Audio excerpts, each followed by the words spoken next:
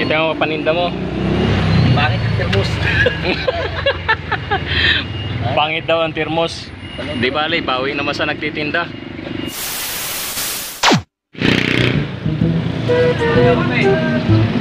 Bibili tayo ng kaping barako. So kay Tolbugi. Mag-hi ka sa mga fans.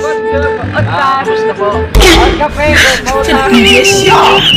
May customer na si Tolbugi. Ayo po, bibili po kayo. Bibili ako, papili din ako. Anong lasa? It tastes good? So good? Dito po natin lalasan. Yan. Makabili ulit tayo ng masarap na kape. Nitol June. Yan.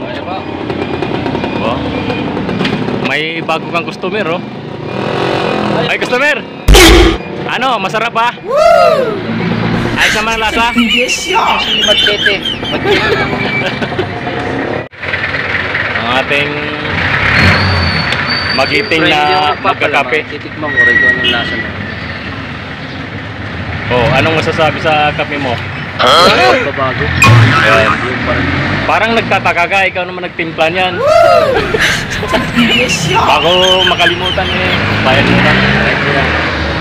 Magkano? Maraming salamat po dahil Ay, hindi ko kayo salamat. nagsasawa bumili sa akin ng kape. Ayun. Araw-araw ko na po kayo dito ang dadaanan. Oo, galing ah. Ay, maraming salamat sa kape mo ah. Ay, maraming salamat din no. Tikman nga. Bukas po ay meron muli tayong tinda. Ba, parang nag-iba ang lasa. Di ba? Kahapon, masarap yung kahapon. Eh ngayon, lalong mas masarap. Yung pinakamaganda ho. The best. Masasarapin pa natin lalo yan. Talagang di kayo magsasawa nito mga... Ano, invite mo na mga customer mo dyan sa paninda mo. Magandang umaga po. Araw-araw po tayo may tindang kaping barako dito sa Anong oras ka umalis ng bahay? bayan ng Lipa.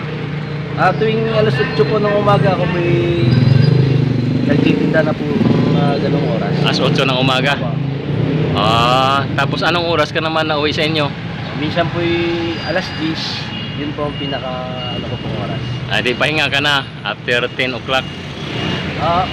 Ganun po, pahinga na po ako noon. Ay sa hapon nagtitinda ka pa rin. Hindi na po, nagpapahinga na po at Ayun, hindi po na para po, naman para sa katawan naman mga pagpahinga. Hindi na po kaya ng katawan. Oo. Okay na po. Okay. Ito yung paninda mo. Bakit ang termos?